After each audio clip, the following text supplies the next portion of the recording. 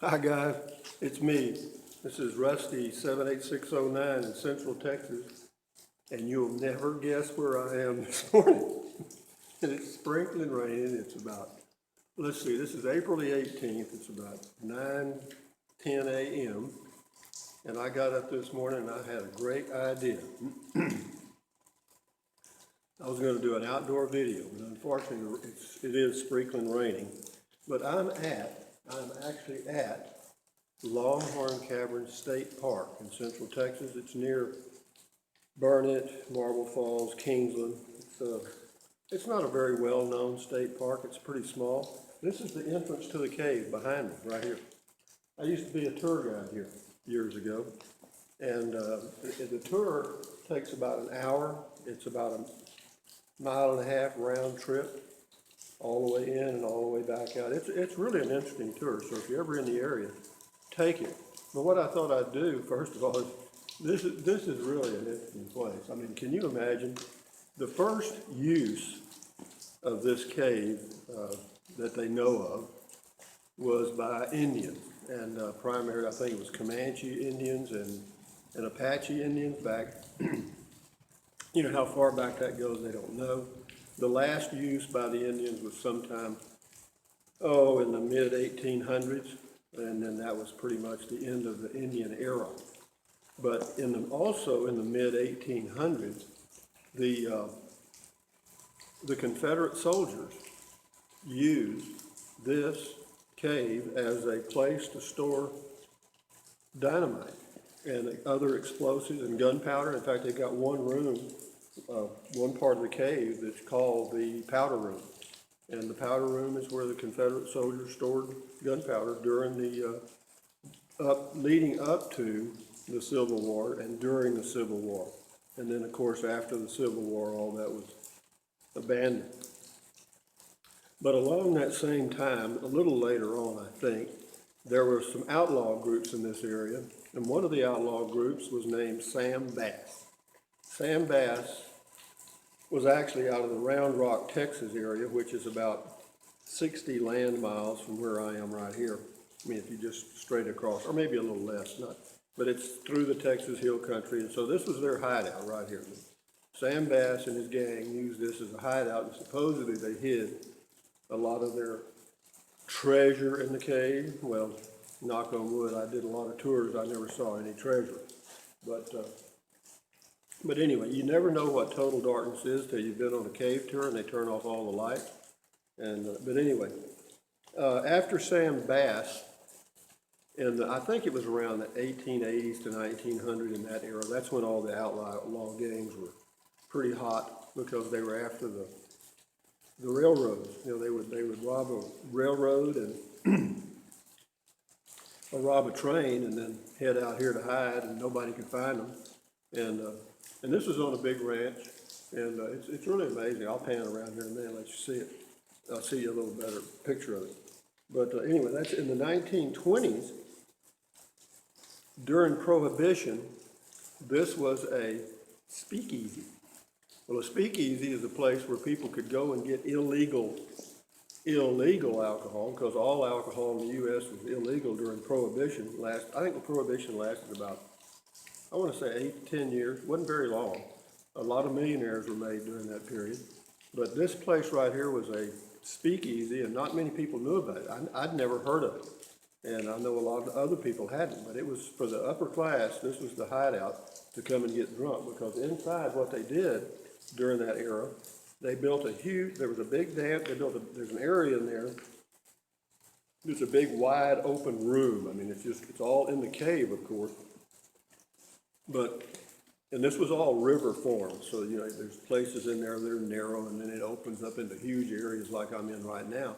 And in one of the huge open areas, they built a big dance floor, and they had a bar, and they've got pictures of it in the entrance building, or the main building, showing what it looked like when it was a speakeasy. But no, it was amazing. This place has got a lot of history. Then, after that, in the 1960s, believe it or not, when LBJ was, after Kennedy was killed in LBJ became president, Lyndon Baines Johnson, and his ranch in Johnson City is only about, from right where I'm standing to his ranch is probably 40 to 50 miles. And so what they did, whenever he was at the ranch, if there was a nuclear attack, then they had this set up for him to come and his entourage, and this was going to be a bomb shelter for him and his group. And they had water stored in there, they had food stored in there, and they had it all stored in what used to be the old Confederate soldier powder room. And so anyway, the cave has a lot of history. And after the bomb shelter, I'm not sure what year this became a state park. It was donated to the state of Texas by the rancher that owned this property. And but you know, you can imagine what this was if you know, just use your own imagination. I mean, let's just say you're out riding across this ranch on a horse, and you stumble across this huge cave. I mean, I'll pan around here in a minute and let you see exactly, because there's just, all this is limestone, and limestone is very soft, it's very porous. And so what happens is water erodes it fairly quickly, and, quickly in geologic terms.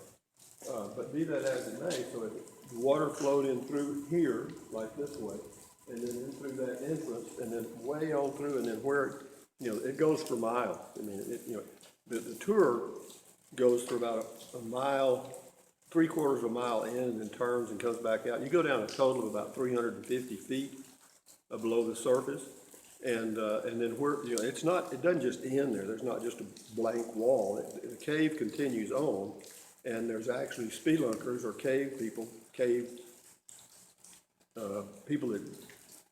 that go into caves and try to figure out where they go. Well, I think it's called spelunkers. I could be wrong on that. But anyway, they've gone miles and miles, and they haven't found the end of this cave yet. So let me pause it just a minute, take my Robert De Niro sunglasses off here. But again, this is Rusty 78609 in Central Texas. And notice I fixed my hair because I'm a real professional, you understand? I'm going to pause it just a minute. Okay, we got it going again now. Now I'm going to try to show this to you without shaking the camera too much. I'm not sure how good the lighting is going to be, but we'll see what we can see. This is the entrance to the cave right here. There's a sign up here. You probably can't see it. I'm not sure what you're seeing here. Because I can't, if I turn the camera around, it cuts off. And, but anyway, the entrance sign right up here, it says no admittance without guide, no smoking, no touch anything, do not leave the trails, trash in containers, taking specimens prohibited. But again, this is all the cave right in here. This is the entrance area. This is where you actually, if you came to do a tour, you'd wait right here, and then the guide would go over a few points, like it was formed over millions of years, blah, blah, blah. And all the people that are Christians are going to say, no, it's not more than 6,000 years old. And then you're going to say, well, okay, it's not more than 6,000 years old then. Start with that. So anyway, this is the cave, and this is Longhorn Caverns, Central Texas, USA. And wasn't that better than me sitting on my couch at home and talking about shit that nobody cares anything about? But anyway, yeah, it is pretty neat. It's, this is a good time to be, whenever it rains, the cave comes alive, okay? Because in a drought, there's still stalactites and stalagmites in the cave that are forming as we speak. And when it's dry, they're not dripping very much, or very little. But whenever it's damp like this, the water filters through the limestone, and the cave basically becomes alive. I mean, you can hear the dripping, drip, drip, drip as you're, and it's amazing. When you get in the cave on a tour, and maybe you say you got 20 people on the tour, and you tell everyone, okay, be quiet, put away all your cell phones and all your stuff, and we're going to see what true darkness really is, and then you turn off all the lights in the cave, I tell you what, you can feel the darkness. I mean, it is amazing. It's something and the silence. I mean, it's just, you've never been in silence like that. I mean, it's really, it'll get in your head. In fact, if you have claustrophobia, don't do it. Don't go on this tour. Don't do it. But anyway, that's my video for this morning. I just thought I'd share that with you. Again, this is Rusty 78609, Central Texas, USA. This is Longhorn Caverns State Park in Texas. Let me turn this around, see what you can see up there. Yeah, it's pretty neat. I mean, it is. You know, we're below ground level here about 30 feet, probably, maybe more. And this is where you come to do the tour. But be that as it may, I'm having a hard time ending this. All right, anyway, carpe diem, thumbs up to you guys, and hope you enjoyed the video. I mean, I enjoyed doing this. It reminded me of a lot of good times I had, because what I would do whenever I did a tour, and I had a lot of fun, trust me, I had a lot of fun doing tours, I did. I really enjoyed it. And, but I would ask people, you know, where they were from. And, you know, once you get people talking, I mean, you find all kinds of things. You know, if you don't ask, you know, people don't open up real easy in front of strangers.